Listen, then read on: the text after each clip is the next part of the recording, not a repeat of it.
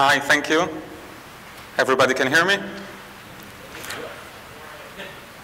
So first of all, this one will be a bit more technical than the previous one, were more theoretical or philosophical. So I hope it doesn't, bore you too much. I'll go a bit through, through code and stuff like that. All in the presentation, I won't code here. And again, ask question whenever you want, no problem. I know I'm not very famous, so a bit about myself. I've been in computers since forever. I owned my first computer in '81, so probably before some of you were born. I went through every technology you can imagine, from mainframe, PCs, everything, and about 3 or 4 years ago ended up with Ruby after doing 9 years of Windows and C++. And it was the best change I ever did. No more Windows. I'm a firm believer in best tool for the job, so I won't tell you that Ruby is the best language to write an operating system in, or the space shuttle control system. But I do think that it has a lot of things that it can do, and web applications, stuff that relates to that, it's really the best thing I found, to work with. What I'm going to talk about is about multi-tenant applications. How many of you had to write multi-tenant applications? Okay, quite a few, but I see that a lot didn't yet. So what is a multi-tenant application? It's an application that supports multiple accounts or multiple clients on one system. So I run one application and I have multiple companies. For example, Basecamp is a multi-tenant application. We don't each get our own server, our own application. It's all shared. It requires a few things to support it, and one is data separation, which is very critical. I don't want you to see my Basecamp clients or my bugs in a Lighthouse. It requires customization to be able to adjust it to each client, so each client can have a few different things. And it was designed to optimize resources, because if you think about it, I could take and run one server, one application for each of my clients, but I do it all in one so that I can deploy only one set of codes, I can fix the bug once, and I don't have to manage 500 servers because I have 500 customers. So that's the main idea of why we want it. When we don't want to use it is on applications that, first of all, things like, simple website. Who cares, my company public website, who cares if it's multi-tenant or not? Social networks or any other applications that share a lot of data, that the main idea of the application is sharing data between people. We don't want to separate the data if we want to share the data. So those kind of application, or applications that are mostly public, let's say a newspaper application, doesn't need to be multi-tenant. What I'll do now is we'll go through, the views have nothing to do with multi-tenant mostly, because they just show the data. The controllers and the models are the important things that we need to manage in a multi-tenant application. And I'll go first over the controller and then over the models of how we do multi-tenant application. What are the options? Like I said before, I believe in many options, and you need to choose the best one. I'll go over 3 or 4 options for each, and when the pros and the cons, and then whenever you need to decide to use it, you can decide which one is better for you. So first of all, the controllers. One of the very basic things that a controller needs to do is to recognize the account. Okay, who is the person that is logging in now? Do they belong to IBM or to HP? Who's they coming from, because we need to show the correct data. There are 3 main ways to do it. One is domain-based, which is what Basecamp uses, many other applications. Unfaddle uses it, where we have the name of the account basecamp.com, the name of the account .app.com. The second way is URL-based, where everyone key off the same URL, but they have a different slash, the name of the company, and then the rest of the URL. So it will be, let's say, /John/contacts1. And the last one is login based, which is what I think the best example will be the Google applications, where I don't know if any one of you set a domain for Google. If you send, more.ph on Google, you go to more.ph, but then it becomes Google, and just by your logins, they know who you are, and they separate it by the login. So the URL has no difference. It can be cookie-based, it can be a session ID on the URL, but the URL itself is the same URL. After we recognize the account, we need to set the context so that the model works with the correct context. It can be current user, it can be current account, doesn't matter so much. Usually you go from the user to the account unless you do domain based on the account based on the domain. And then all your data access go through the current user. So the current user contacts, current user context, and all of that. So how do we recognize an account from the domain? Funny, because when I was writing the presentation, DHH posted something on the 37 Signal blog exactly about that, and it's actually on GitHub. And you can see the demo, the demo code. So what we do, when we go into the application controller, we add a before filter. We set the current account. And if you go here, if you see the set current account here, what we do is find by the subdomain. The subdomain in Rails, return everything but the base domain. So if you have google.com, it will return everything else, aside from google.com. So we take the subdomains, and actually we take the last one. So if someone typed www.john.app.com, we'll take the John and not the www. Okay? So here we just find the account. And now we have the account, the current account set based on the domain. And if we go, for example, for the customers controller, you see that we get the customer by getting the current account customers. Okay, so every place we access data, we access it from the current account. The current account is the key for everything, and everything hangs off the current account. We'll see later in the model what we do in the model to make it work, though it's pretty standard Rails code. If you want to recognize the account from the URL, which we say app.com/John, again, there are a few ways to do it. The easiest way is using the path prefix, which is new, I think, from Rails 2.2, but maybe 2.1.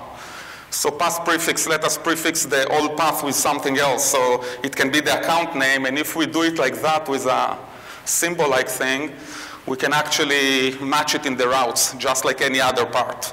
So it becomes a part of the route, and the name is used there. Another way is to use resourceful, or one of the similar plugins that would let you actually extract the URL. By the way, it's very popular to do it in localization, where you add the locale name in front of the rest of the URL. So you do en/whatever or es/whatever. It's not as clean as the others because you have to think about it. You have to put it in your routes. You have to take care of unmangling the URL. Another way to do it is at the server level, do the replacement. So the server does a redirect from the /John to john.app.com and pass this into Rails, which is another way to do it. Again, it's not as clean as the others. I personally prefer not to use it this way, but if you need to, you can still do it using those tricks. Recognize account from login. So when the user log in, we know what the account is. There's no different URL for different companies or different accounts.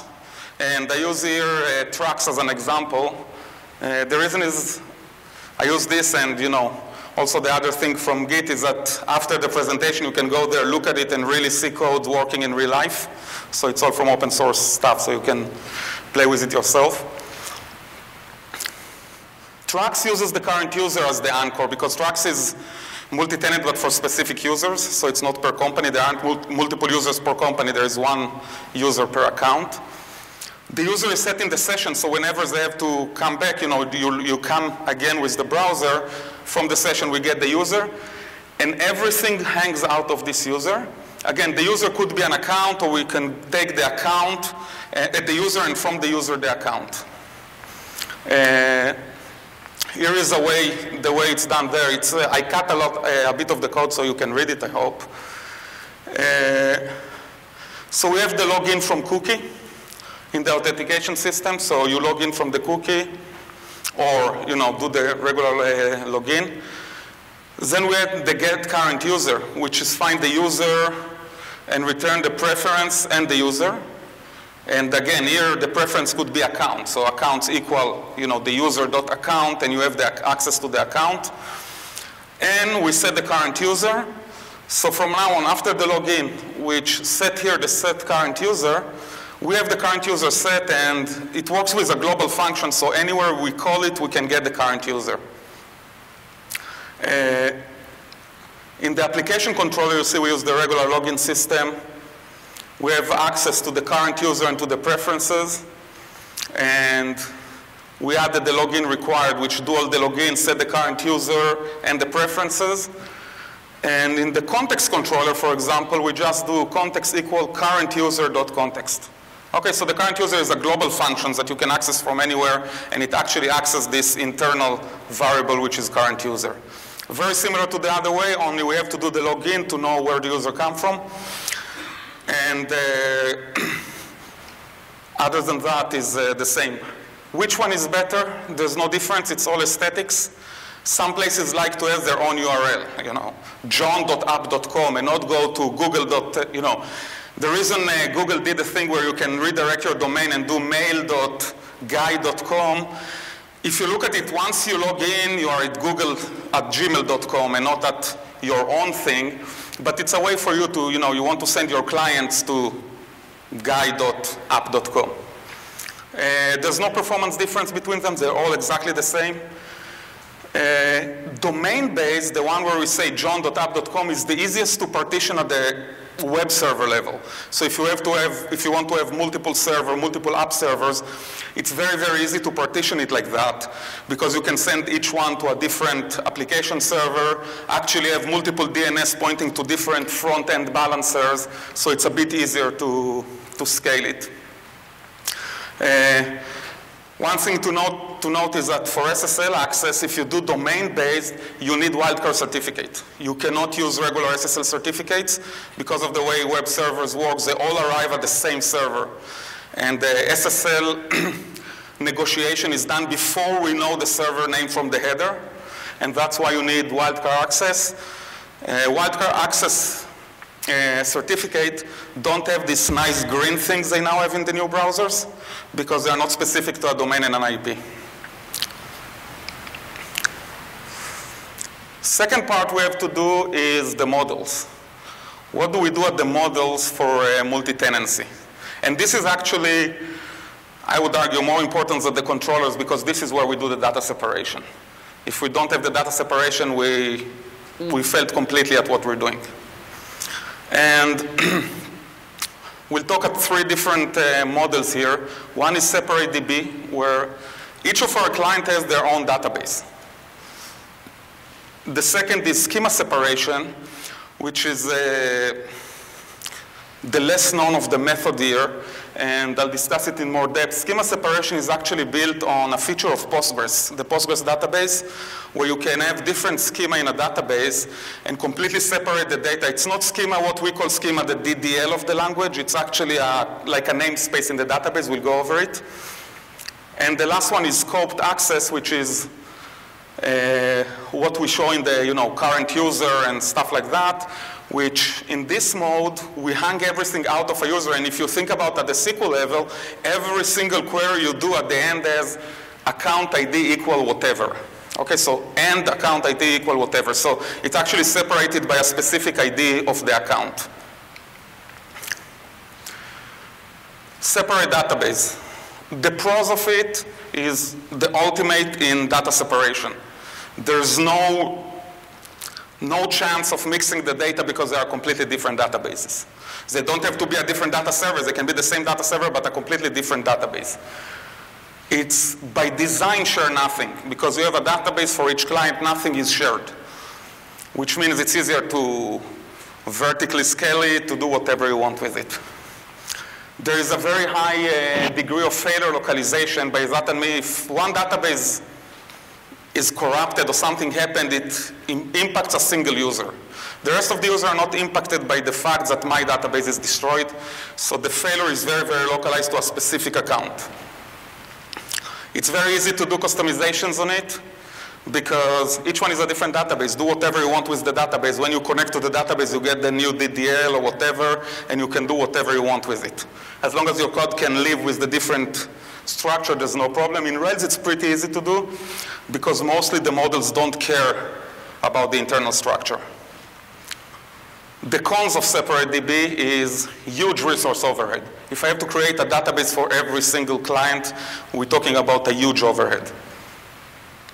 It's harder to create a new account. I have to go create a new database at the server, meaning I need super user access to create the database and do all the, define the connection to the database and reload all the data.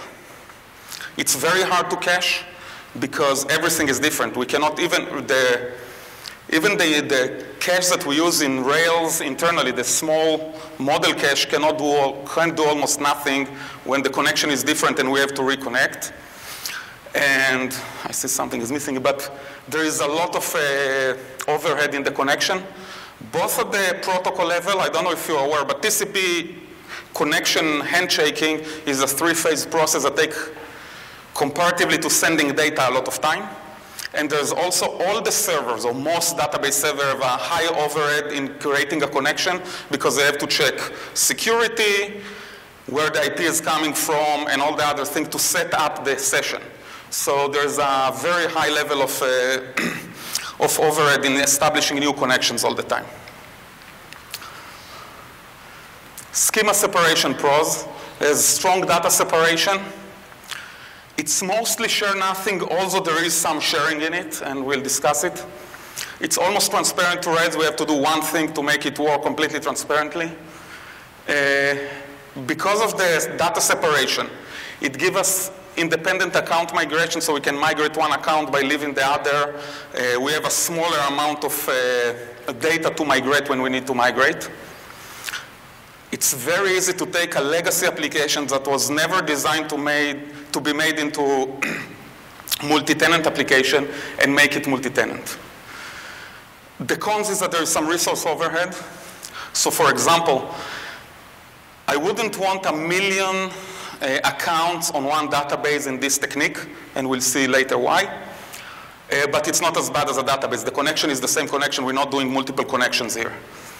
It's a bit harder to create a new account because, again, you have to generate the table definition itself in each new schema you create. Though there is a way to make it automatic, I prefer to just create it using SQL. I just dump the SQL in and create the new account.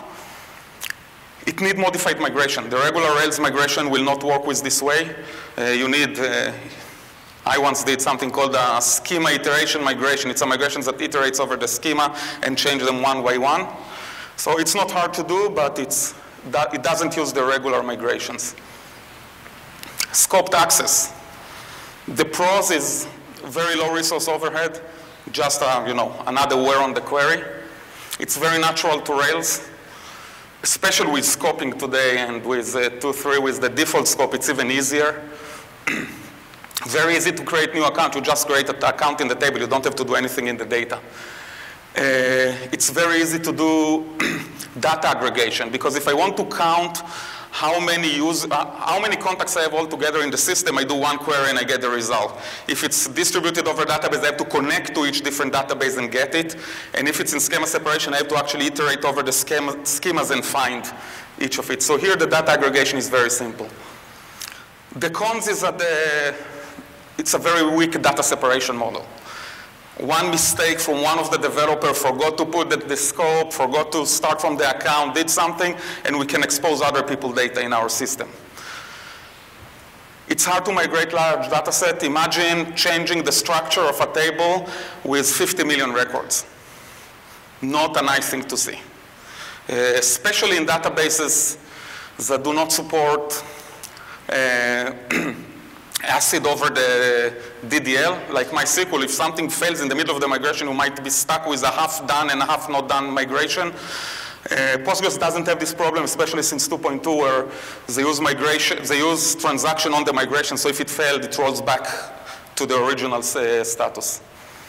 It requires sharding or partitioning if you want to scale, so at one stage, the data will be too big. We will have way too much data in one table, and we'll need to partition it. And it's harder to partition this way. It's not impossible, but it's a lot harder. You need to do a lot of logic behind the partitioning, deciding who goes where, how to move people from place to place, and how to continue sharing the data because it wasn't designed to share between different databases. Separate DB is, I won't get into the details of how to do it because first of all, it's very much against the grain in Rails. To do it in Rails, it's hard. You need to, one of the trick is using the magic models, but even that is not built to do 1,000 clients. 1,000 client, 1,000 databases, it's very iffy if it will work correctly. It's a better model if you do per client MSP, what used to be called in the past, managed service providing, where you actually install an application for the user, each one gets their own server, pay the money, it's their server, and it's not really together. How we do scoped access. So scoped access is actually very, very easy. Let's say we take the class user. It has many contexts with all the regular, whatever we want to do, positioning and all the rules. But as you see, it used the has many. So by default, when I access a user and I do, user.context, I will get it already separated by the user because it belongs to the user and it will automatically add the where user ID equal 5. We have here the belong to account. So actually I can extract the account from the user and everything is good. There's nothing else that I need to do as long as I always access through the associations in Rails.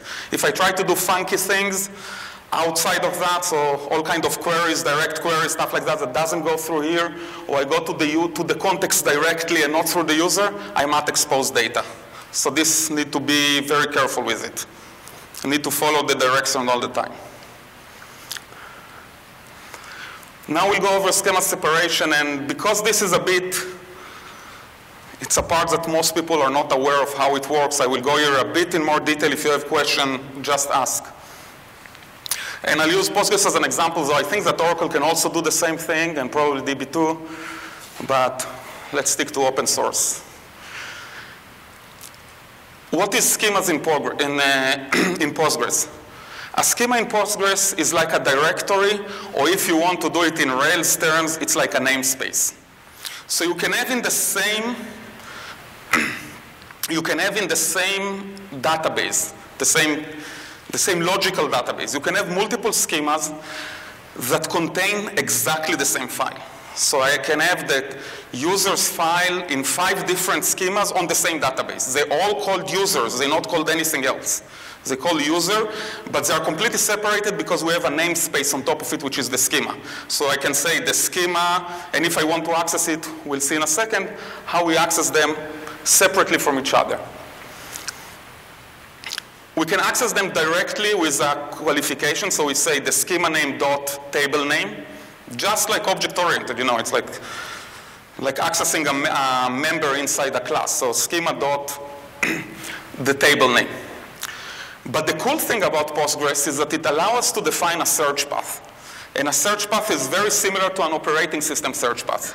So let's say you can have the same file, ls, in 5 different directories, but there's a path that defines where the system looks. The first one it finds is the one it uses. Same thing with schemas. If I define a search path, and the system goes over the search path, wherever it finds, the first one it finds in the search path is the one it will use. So let's see here an example. So we start here. We create one schema and create a second. So AAC user A, AAC user B. Then we create a table called test1 with a field F1. it will create it in what's called the public schema. There is always a public unless someone remove it, but by default there's a public schema where everything by default goes in.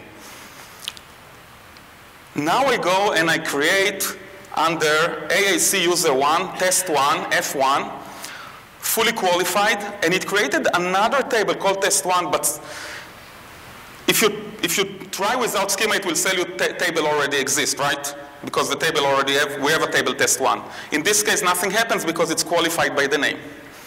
The very cool thing is if I set the search path to AAC user B, and now I create another table, test 1, it's exactly like I created a table like here, but I didn't have to specify anything. So I just did AAC user B is this, in the search path, I created the test, it created it here. Because this is the first schema on the search path. By the way, if AAC user B already had a test 1, it will fail with table already exists. Okay?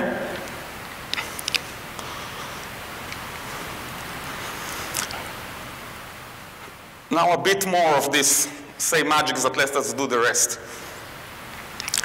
Oh. Okay. Where's the...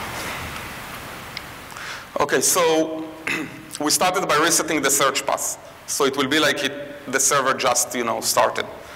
And we insert into test 1, we insert 2 values. Those values are actually inserted into public test 1. Then we do the same thing what we qualified with the schema, AAC user A. Those 2 values, user A1 and user A2, were actually inserted into account user A, AAC user A, test 1. Now we insert the search path to AAC user B, and we insert again into test 1. Look how this and this is exactly the same SQL. No difference in the same sentence exactly. But those 2 values will actually go into AAC user B test 1. And the nice thing, because they are all in the same database, we can actually query across schemas. So if you look at it here, we did select star from test 1, union select star from AAC user A test 1, and we got all of the records out. Okay, so we can do some cross-schema work and we can share some of the data, but it's very easy to completely separate the data. This is all the change we need to do in Rails to actually work with this. So first of all, it's just a small helper that I wrote. We actually can do without it, but it's easier with it, called schema utils, just a module. And what it does, it add a schema to the path. So I give it a schema, and it add it to the path by executing search path to this. Now this will be a call into the server, but it's actually only set for the current session. So I can have multiple people connecting to the server, each having a different search path. Okay? It's unrelated to, it's related to the specific connection and not to the whole server itself. And this is the same, just reset the path back to the default in the Rails login, Rails database YML. And in the application controller, all I do is I add a before filter set account and after filter clear account. By the way, I don't really have to do it, but I prefer to do it to catch errors if there are errors. All set account does is add the schema to the path by finding the subdomain. You remember the same calls that we did this subdomain before. We find the account, we find the DB schema of the account and add it to the schema path. And after we finish the request, we actually reset the schema path. The only reason we do it here is that if there is any error, there's no schema defined and nobody will see my own data. Because there's no schema defined, it will go to public, it doesn't know about my schema. If you look in the database and you ask what table they are, if you didn't set them in the search path, there are no tables. It will say there are no tables in the database. So this is the way we do it. On the schema separation, a few things and gotchas and tips for those things. First of all, multi-threading is dangerous in this way. If you try to do schema separation with multi-threading on a connection pool, it doesn't work. I mean, it works, but you'll have bugs. Because if one set the schema, the search path, and then another connection came in and set the search path on the same connection, we now have a different path. But aside from that, I personally recommend you not to do multi-threading anyway. Like I said before, I did Windows, C++ before, and I did a lot of multi-threading programming. The oddest, hardest to find bugs ever are multi-threading errors and bugs. And by the way, testing, automatic testing doesn't catch most of those because they are very timing related, relating to a million other things, exactly when the processor left your thread and went to another thread. So be careful with it, and usually you can scale and do things without the multi-threading.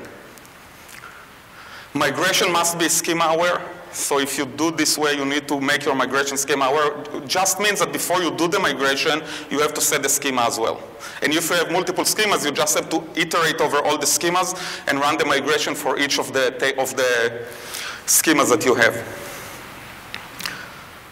Site creation is best with a SQL file in my, because you need to create it with just what we do when we change the schema, we dump a file with the system, and then we just load the SQL back into the new schema, and it creates it.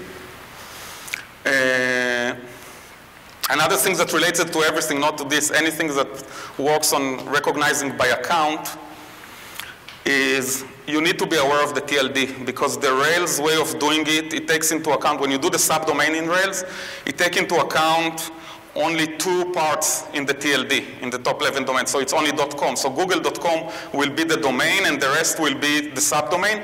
But if you have google.co.uk, you'll get co.uk as the domain, and Google will be part of the subdomain. So whenever you do something like that, be careful with it, and either pass in the, the size of the domain, the size of the TLD, or just, plan for it beforehand. And one thing about caching, if you do caching, you need to include the account, again, in all of them, because you don't want to return contact one of one user as contact one of another user. The account or user must be taken into account when caching. Always remember this. You cannot cache regularly because you will, again, mix data. And that's the end, and I'm open for questions. Yes? What database were you using there? Postgres. Yeah, this works in Postgres or any other systems that support schemas or some other way of namespacing. It doesn't work on MySQL. Yes? I just want a big plus one on using schemas for things. Like if you haven't heard of it before, you should let your mind wander about it. And one thing is that, first of all, I would tell you use Postgres for everything you do and not MySQL. But if you use it and you want to learn, the Postgres documentation is very, very good. The schema documentation is really good. All of it, even just for learning SQL, is a very, very good place to do is in the Postgres documentation, and the Postgres mailing list and forums are very, very, very good. All the developers of Postgres answer questions of newbies in the mailing list. More questions? Yes? You said that for the schema separation, that the migrations won't work out of the box. I can't remember if you covered that or not. Is there like a plugin or anything to help you use that? I don't know, but if you need it, shoot me an email and I'll show you. It's really, really easy. There's almost nothing to it. And again, in Postgres, it's nice because they are transaction aware. So if the migration didn't complete, it will roll back to the original without leaving you with half a migration done. The public schema affects all of the sub-schemas. Actually, it doesn't affect. It's just there's no difference between the public and the rest, aside from the fact that by default it's there. I know of people that actually delete it. It's just as a regular schema, but if you do a regular Rails application and you run the migration, it will create everything in public, unless you did something not to do it. One of the tricks of doing with this is that usually the user or the accounts will sit in the public schema. So whenever you go to do the the initial part of the login and all that, you do it on the central schema, on the public, and then you go and work with the others. If the user file appear or the account file appear only in the public, even if you set the search path, as long as public is there, you will see it. So Rails will see it. It doesn't even know it's in a different schema. Rails is completely unaware of it. That's why it allows us to do it, because once we set it at the level of the database server, Rails is completely unaware of what's going on below it. And it will let you do whatever you want. And that's why I said in the beginning, it's easy to take an existing application. Let's say you have some contact managers that you want to make it multi-tenant. By using schema separation, you don't have to change a single thing in your code. Even if you didn't do scoping by user and all that, just take it, put it on a different schema, and it's multi-tenant. Other questions?